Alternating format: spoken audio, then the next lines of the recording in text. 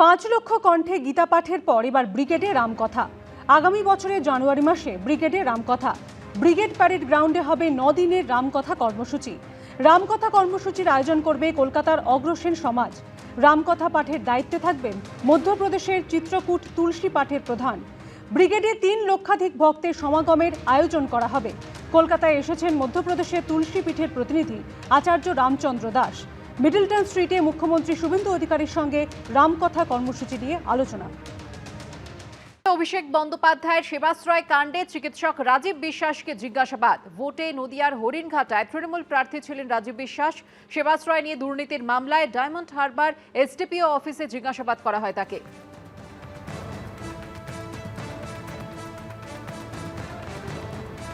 তদন্ত চলছে, আমাকে স্যার ডেকেছিলেন, তো আমি এসেছিলাম। স্যার মামলার কথা বলতে পারবো না, সেবাশ্রয় নিয়ে কিছু বললে।